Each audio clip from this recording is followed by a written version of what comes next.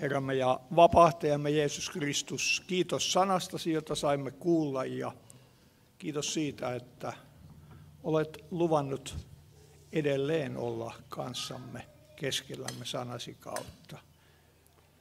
Puhu sinä meille, me tahdomme kuunnella. Aamen.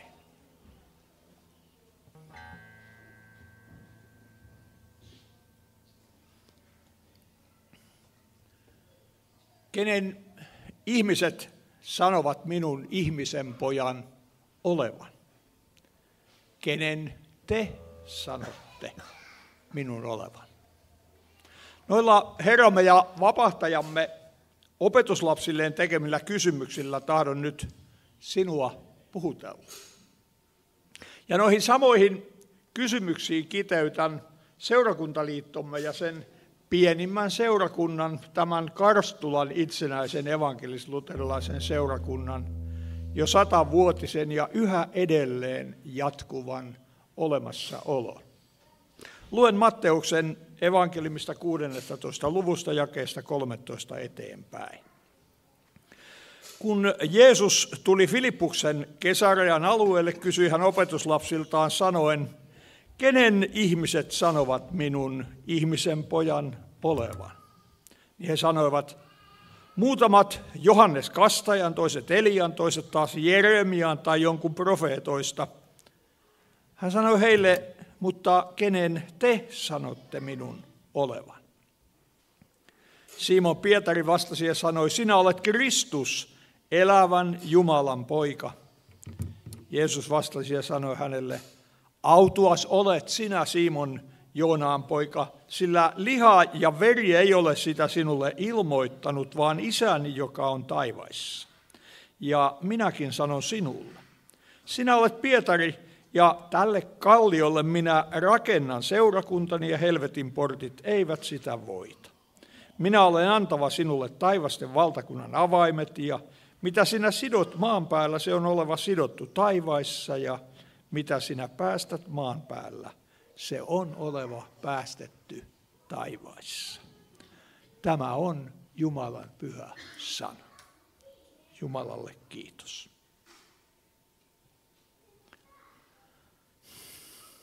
Tästä kuullusta evankeliumikohdasta ilmenee selvästi se, että Juudan kansa yhä tuolloin omasi paljon ulkoista tietoa Jumalan sanasta, sillä annettujen profeettojen toiminnan luonteesta ja lukuisista Jumalan antamista Messias-ennustuksista. Se, että niin sanottu yleinen mielipide selitti hänet joksikin Israelin arvostetuimmista profeetoista kuolleista nousseena, kertoo sinänsä, että Jeesusta tuolloin kunnioitettiin ja arvostettiin todellisena Jumalan miehenä. Tuollaista kansan mielipidettä Jeesus ei kuitenkaan omilleen suositellut. Jeesuksen opetuslapsilleen suoraan kohdistama kysymys sai Pietarin suulla lausuttuna sellaisen tunnustuksen, joka ei nouse yhdenkään ihmisen sydämestä muuten kuin Jumalan sanan ja siinä toimivan pyhän hengen ilmoittamana. Sinä olet Kristus, elävän Jumalan poika. Isien uskon ulkoinen seuraaminen ja Israelin historian tunteminen ei sitä tunnustusta synnyttänyt. Myös Suomen kansa on saanut jo vuosisatoja nauttia Jumalan poikkeuksellisesta huolenpidosta, muun muassa omankielisen Raamatun muodossa. Käännettiin ihan Uusi testamentti suomen kielelle Lutherin oppilaan Mikael Agrikolan toimista jo ennen 1500-luvun puolta väliä. Ja koko Raamatun saimme suomeksi vajaat 100 vuotta myöhemmin.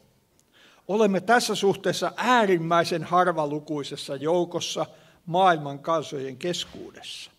Ja juuri tuon Jumalan sanan varaanhan kristillinen kirkko, Herran seurakunta, on rakennettu. Myös Jumalan sanan ydinsisältö, sanoma puolestamme ristiinnaulitusta ja kuolemanvoittajana ylösnouseesta Jeesuksesta, on saatettu jo varhain kansamme tietoon. Tästä huolimatta 1900-luvun taitteessa huomattava uskovien joukko joutui eri puolilla maatamme eläen kokemaan sen hälyttävän tilanteen, että isien kirkko alkoi yhä useammilla paikkakunnilla aina enenevässä määrin käytännön julistuksessaan ja opetuksessaan luopua Pyhän Raamatun ja sitä oikein tulkitsevan luterilaisen tunnustuksen opista. Liberaaliteologian uudet tuulet saavat aiempaa vapaammin murentaa virallisen kirkon tunnustuspohjaa. Jumalan sanan ehdotonta auktoriteettia alettiin kyseenalaistaa kirkon opissa ja elämässä. Uudet aatevirtaukset siirsivät julistuksen painopistettä iäisyysasioista ajallisen oikeudenmukaisuuden toteutumiseen. Sanoma Jumalan vanhurskaudesta ja syntien sovituksesta Kristuksessa vaihtui yhä enemmän sosiaalisen oikeudenmukaisuuden ja inhimillisen hyväntekemisen pyrkimyksiin ja niin edelleen. Ja entistä enemmän ilmeni myös sellaista opetusta, jossa nuo kristilliset hyveet jopa syrjäyttivät julistuksen syntien sovituksesta Kristuksen ristin veressä. Tuolloin syntyi aluksi merkittävääkin kirkon sisäistä tunnustustaistelua, jossa pääosin herätysliikeväki pyrki toimimaan kirkon palauttamiseksi sen omalle tunnustuspohjalle. Tätä taistelua he toki edelleen pyrkivät jatkamaan. Herra, heitä siinä auttakoon. Kuitenkin moni Jumalan sanaa ja tunnustukseemme sitoutunut uskova tuli siihen johtopäätelmään, että he eivät enää tule toimeen ilman Kristuksen seurakunnan tuntomerkkien, Jumalan armon evankeliumin ja vapahtajamme asettaman sovituksen sakramentin jatkuvaa ravintoa. Kun se 1.1.1923 voimaan astuneen uskonnonvapauslain myötä nyt ensi kerran mahdollistui, tarttui innokas, joskin lukumäärältään vähäiseksi jäänyt joukko tarjottuun tilaisuuteen ja järjestäytyy Jumalan sanan ja yhteiskunnallisen lain Suomen valtuuksin itsenäiseksi seurakunnaksi. Täällä Karstulassa näin tapahtui 7. huhtikuuta 1924 perustamisjärjestyksessään Seurakuntaliiton 5. seurakuntana. Viime vuoden toiseksi viimeisenä päivänä sai Esa-pastori siunata haudan lepoon tämän seurakunnan viimeisimpänä perustajajäsenenä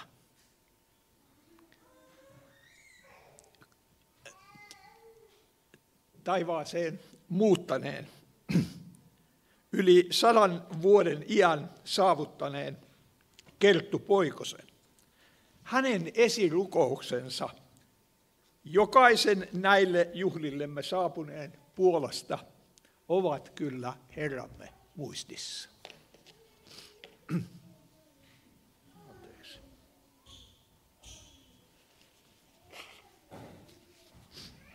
Mennyttä 100 vuotta katsoen emme kykene esittämään suuria saavutuksia ja työmme tuloksia, mutta yksi kerskauksen aihe meillä on. Saamme tänäänkin kerskata omasta Herrastamme ja vapahtajastamme sanoen, sinä olet Kristus, elävän Jumalan poika. Tänä päivänä olemme kiitollisia niistä lukemattomista sisarista ja velistä, joita 100 vuoden aikana olemme saaneet olla saattamassa Jumalan armon turvissa, Kristuksen veren peseminä kirkkauden asuntoihin. Ja erityisenä ilonaiheenamme on nyt myös alkuvuodesta toteutunut kirkollisen yhteyden toteaminen Suomen evankelis-luterilaisen lähetyshiippakunnan kanssa. Palaamme tekstimme kaksiosaiseen kysymykseen. Vääjäämätön todistusaineisto Jeesus Nasaretilaisen elämästä, toiminnasta ja opetuksista on niin valtava ja hänen vaikutuksensa koko ihmiskunnan elämään niin suunnaton, että tuo kysymys on tänään yhtä ajankohtainen kuin tuolloin 2 vuosituhatta sitten. Hänen historiallinen olemassaolonsa ei ole edes kysymys yhdellekään ajattelemaan kykenevälle. Mutta sitäkin polttavampi on kysymys siitä, kuka hän on. Erityisesti joulun tai pääsiäisen aikoihin asia nousee jopa uutismedian otsikoihin, mutta ne esittävät sen valtaosin menneen ajan muodossa kysyen, kuka hän oli. Enemmistöltään vieläkin ulkoisesti kristillisessä Suomessa menneen aikamuodon käyttäminen kertookin oleellisimman suhtautumisesta Jeesukseen. Raamatun ilmoitus hänen inhimillisestä olemuksestaan, tekojensa ja opetustensa tarkoituksesta, sijaissovituksesta ja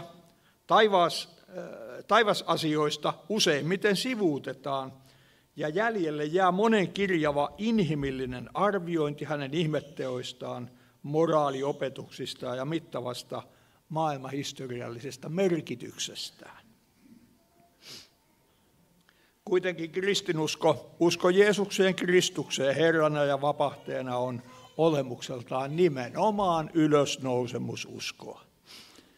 Ei kukaan voi tosiasiallisesti olla kristitty, ellei hän usko uhrikuolemansa jälkeen kuolleista nousseeseen, kuoleman voittaneeseen Jeesukseen Kristukseen. Ja toisinpäin sanoen, yksikään kristitty ei ole kristitty vain tätä elämää koskien, vaan elääkseen iäisesti. Jeesus sanoi itse, koska minä elän, niin saatte tekin elää. Jakeen 14 kansan vastaukset, siis Johannes, Kasta ja Jeremia ja niin edelleen, kertovat paljon Juudan kansasta ja Jeesuksen toiminnan vaikuttavuudesta tuona aikana. Toki apostolitkin sitten toimiessaan, heidän kauttaan tapahtui suuria, niin kuin me ihmiset sanomme, ihmeitä, eli tunnustekoja, niin kuin Raamattu niistä yleensä sitä nimitystä käyttää. Mutta esimerkiksi apostoli Paavalin väitellessä stoalaisten ja epikuuralaisten filosofien kanssa jotkut ihmiset, apostolien teot 17.18, tämä kerrotaan, sanoivat, mitähän tuo jaarittelija tahtoo sanoa. Jeesusta ei kukaan kutsunut jaarittelijaksi. Monet kyllä vastustivat, jopa vihasivat häntä kiivaasti, syyttivät vanhinten perinnäissääntöjen rikkomisesta, ihmisten villitsemisestä, oman kansansa pettämisestä, vihatun keisarivallan suosimisesta. Toiset taas seurasivat hänen ihmettekojaan ihaillen ja aina lisää odottaen, ja jotkut vieläpä häneen luvattuna Messiaana uskoen. Mutta he kaikki olivat yhtä mieltä siitä, että hän puhuu niin kuin se, jolla on valta. Eikä niin kuin heidän kirjanoppineensa, joiden puheiden ja toimien ristiriita oli silmiinpistävä. Jeesus itse kuitenkin tiedusteli ja yhä sanansa välityksellä tiedustelee kannanottoamme siihen, kenen me sanomme hänen ihmisen pojan olevan. Miten suuri evankeliumin lohdutus sisältyykään tuohon juutalaisten yleisesti tuntemaan Messias-nimeen ihmisen poika. Sen sijaintipaikkahan vanhassa testamentissa on Danielin kirjan 7. luvussa jakeet 13 ja 14 näin kuuluen. Minä näin yöllisessä näyssä ja katso taivaan pilvissä tuli ihmisen pojan kaltainen, ja hän saapui vanhaikäisen tykö, ja hänet saatettiin tämän eteen, ja hänelle annettiin valta, kunnia ja valtakunta. Ja kaikki kansat, kansakunnat ja kielet palvelivat häntä. Hänen valtansa on iankaikkinen valta, joka ei lakkaa, ja hänen valtakuntansa on valtakunta, joka ei häviä. Ihmisen poika on myös nimenomaan Jeesuksen itsensä itsestään yleisimmin Raamatussa käyttämä nimi. Jos luet 4 evankeliumikirjaa ja nostat aina sormen pystyy sillä, tai lasket montako kertaa, niin 4 evankeliumikirjassa nämä tietenkin kertovat monesti samasta tapahtumasta. Joka tapauksessa 4 evankeliumikirjassa on yhteensä 84 kertaa Jeesuksen käyttämänä itsestään nimi ihmisen poika. Ymmärrämme siis, että se on keskeisesti hänen itsestään käyttämä nimi. Ymmärrätään, että hän, kaikkivaltias Jumala, jolle on annettu kaikki valta taivaassa ja maan päällä. Tosi Jumala, isästä iankaikkisuudessa syntynyt, on syntynyt todelliseksi ihmiseksi juuri siksi, että hän täydellisenä, viattomana ihmisenä voisi ottaa sinun syntisi päälleen. Kantaa ne omassa ruumiissaan ristille, kärsiä niiden rangaistuksen ja pyhällä kalliilla verellään valmistaa sinulle sovituksen Jumalan edessä. Vain ihmiseksi syntynyt Jumala saattoi olla tosi ihminen vailla perisynnin turmelusta. Raamattu ilmaisee sen näin. Koska siis lapsilla on veri ja liha, tuli hänkin niistä samoin osalliseksi, jotta hän kuoleman kautta kukistaisi sen, jolla oli kuolemanvalta. Se on perkeleen, ja vapauttaisi ne, jotka kuoleman pelosta koko elämänsä ajan olivat orjuuden alaisia. Sen tähden hänen piti kaikessa tulla veljensä kaltaiseksi, jotta hänestä tulisi laupias ja uskollinen ylimmäinen pappi Jumalan edessä, sovittaakseen kansan synnit. Sillä sen kautta, että hän itse on kiusattuna kärsinyt, voi hän kiusatuita auttaa. Hebrealaiskirjeen 2. luku, tuo luku, josta Juhanakin puheensa piti. Ja sen lisäksi, että hän oman ruumiinsa ja verensä hinnalla maksoi sinunkin syntivelkasi, hän vielä lahjoittaa sinulle oman vanhurskautensa aivan omaksesi. Mikä onnellinen, mikä ikuisesti autuas vaihtokauppa. Ystävä, älä enää niinkään mieti noiden opetuslasten osaa. Muistathan sen, että tullessasi näille juhlille, jossa Jumalan oma sana, laki ja erityisesti Jumalan armon evankeliumi on tarjolla sanassa ja vapahtajamme ruumiin ja verenateriassa, olet paikassa, jossa Jeesus itsekin on. Ja sama pyhä henki, joka avasi Pietarin ymmärryksen tunnistamaan luvatun Messiaan, on voimallinen evankeliumin kautta avaamaan myös sinun uskon silmäsi näkemään Jeesuksessa Kristuksessa Jumalan pojan, oman vapahtajasi. Lue vielä jakeet 18-19. Jeesus siis sanoo Pietarille, ja minäkin sanon sinulle, sinä olet Pietari, ja tälle kalliolle minä rakennan seurakuntani, ja helvetin portit eivät sitä voita. Minä olen antava sinulle taivasten valtakunnan avaimet, ja mitä sinä sidot maan päällä, se on oleva sidottu taivaissa. Ja mitä sinä päästät maan päällä, se on oleva päästetty taivaissa. Jeesus Kristus, elävän Jumalan poika, on se ajan kaikissa myrskyissä ja vielä iankaikkisuudenkin edessä kestävä kallioperustus, johon Pietari ja toiset apostolit ja koko uskon tunnustuksessa tunnustamamme pyhä yhteinen seurakunta, eli Kristuksen kirkko maailmanlaajuisesti, koko olemassaolonsa perustaa. Pietarin, toisten apostolien ja lopulta koko Kristuksen seurakunnan tehtävän annoksi tuli käyttää Jeesuksen seurakunnalleen antamia taivasten valtakunnan avaimia. Niitä seurakunta Kristuksen pappisvaltakuntana käyttää Jumalan pyhää sanaa, ehdotonta Siinain lakia ja aivan yhtä ehdotonta Jumalan armon evankeliumia tarjolla pitäen ja kaikille kuuluttaen. Kaikki ovat syntiä tehneet ja ovat Jumalan kirkkautta vailla ja saavat lahjaksi vanhurskauden hänen armonstaan sen lunastuksen kautta, joka Kristuksessa Jeesuksessa, jonka Jumala on asettanut, siis joka on Kristuksessa Jeesuksessa, jonka Jumala on asettanut armoistuimeksi uskon kautta hänen vereensä. Roomalaiskirje 3. Noita koko seurakunnalleen yhteisesti antamiaan aarteita julkisesti kaikkien puolesta hoitamaan Kristus antoi ensin apostolit sekä heidän kauttaan asettamansa seurakunnan julkisen sanan ja sakramenttien viran hoitajat.